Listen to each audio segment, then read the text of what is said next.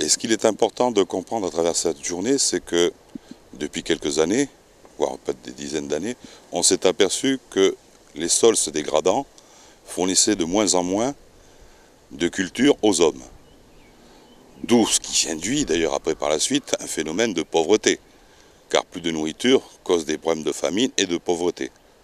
Donc on est en train d'essayer de sensibiliser de plus en plus les gens à respecter le sol, à mettre moins d'engrais chimiques, voire les bannir, utiliser plutôt des engrais naturels, pour justement favoriser cette biodiversité qui existe au sein des sols. Un sol n'est pas mort, c'est quelque chose de vivant, c'est un organisme qui vit. Il y a une microflore, il y a une microfaune, il y a des invertébrés qui vivent, que ce soit des insectes ou voire des vers de terre, et tout ça participe à une meilleure aération du sol et une meilleure nutrition et enrichissement du sol.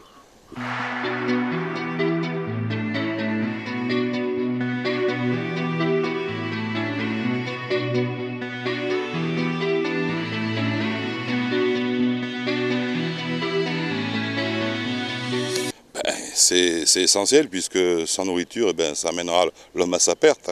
Donc ce qui est essentiel surtout, c'est de bien comprendre que le fait de préserver les sols, c'est préserver une agriculture qui sera dans le futur beaucoup plus riche et beaucoup plus diversifiée. Parce que bon, on s'est aperçu que la monoculture a mené en définitive à l'appauvrissement des sols. On voit bien que les semences sont de plus en plus rares. On se cantonne à quelques semences, alors qu'avant nous en avions une diversité. Supposons que demain une maladie viendrait à s'installer sur une de ces semences que l'on utilise au niveau mondial, on perdrait cette semence. Et ça affamerait le monde, parce qu'on ne cultive plus que ça. D'où justement l'intérêt de la diversité biologique. Et on en revient toujours à cette diversité, à cette biodiversité, qui est importante. Parce que parmi toute cette biodiversité, il y aura certainement une culture qui s'adaptera à ce nouveau problème. Et il est important de bien comprendre que sans les sols, nous n'aurons plus de culture. On fera peut-être de la culture hors sol, mais la qualité ne sera pas aussi bonne, parce qu'il y a aussi un problème de qualité. La quantité, c'est bien, mais la qualité aussi, c'est important pour notre santé. Et ça, c'est de l'homme que l'on parle, c'est pas de quelqu'un d'autre. Et il est important, c'est pour ça qu'il est important de préserver les sols dans l'état le plus proche d'une possibilité de production d'une agriculture bio. Et ça, c'est important. Le but aussi, c'est que chaque agriculteur, chaque cultivateur se retrouve dedans. Ce qui n'est pas facile, car les premiers pas sont toujours très difficiles. Il se retrouve par la suite à vivre des produits de sa terre. Est-ce que vivre veut dire faire fortune? Je ne pense pas. Mais à partir du moment où c'est qu'on peut payer les études à ses enfants et vivre correctement, je pense que c'est ce qu'aspire la majorité des gens qui n'ont rien. D'où l'intérêt de protéger ces sols. Parce que si les sols sont dégradés, d'abord d'une part, il y a aussi un phénomène que nous connaissons tous, c'est l'érosion. Quand un sol est dégradé, c'est le désert. Et dans le désert, il ne pousse pratiquement rien. L'érosion s'installe, avec tous les problèmes que l'on connaît, contigus après, qui vont se poursuivre et faire que ça devient une zone inhabitable et improductive. D'où l'intérêt de préserver ces sols.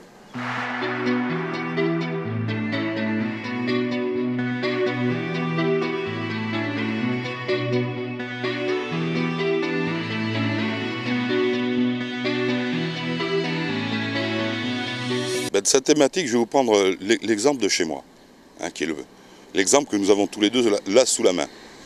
Vous constatez que l'herbe est très haute en ce moment. Une personne normale dirait, mais bon, ce monsieur il est fou, il laisse pousser l'herbe chez lui, on dirait plutôt la brousse qu'autre chose. Mais si vous constatez, il y a une multitude de graminées, de plantes qui y poussent. Il n'y a pas que du paspalum. Donc déjà une forme de biodiversité. Ensuite, si vous creusez le sol, vous allez trouver un certain nombre de vers de terre au mètre carré. Ce qui veut dire que c'est une terre riche et bien aérée.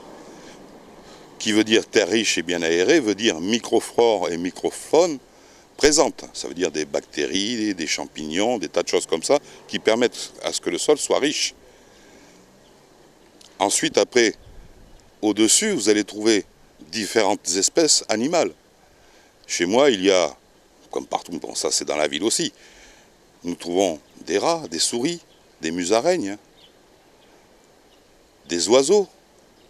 J'ai 4-5 sortes d'oiseaux qui viennent chez moi en permanence. J'ai recensé à peu près une dizaine d'insectes en permanence, des sauterelles, des criquets, des menthes religieuses, des papillons, des tas de choses comme ça. D'où une certaine forme de richesse. Mais cela est obtenu parce que je n'ai pas coupé mon herbe. Depuis pratiquement 6 mois, je l'ai laissé tel quel. Ce qui permet que le sol se régénère. Et du fait qu'il y ait cette diversité, et là on en revient au point essentiel dont vous parlez, au niveau des légumineuses. La FAO s'est aperçue que le fait de faire des monocultures et d'avoir réduit au maximum les cultures, on ne trouve plus que quelques sortes de riz, quelques sortes de blé, quelques sortes d'orge, quelques sortes de ceci, de cela. Et en définitive, cela pose un problème éthique. Si demain, parmi ces céréales ou légumineuses, une maladie venait à s'installer, ben ça affamerait le monde, les populations. Et on en reviendrait à une ère relativement difficile. C'est pour ça qu'il est essentiel que les sols soient préservés et que l'on continue à s'intéresser aux différentes sortes de cultures qui existent. D'ailleurs, vous devez même vous le constater ici, la culture de la banane plantain. Avant, il y avait une multitude de sortes, maintenant on n'en trouve que très peu, parce que les gens ne les cultivent plus, ce qui est une erreur.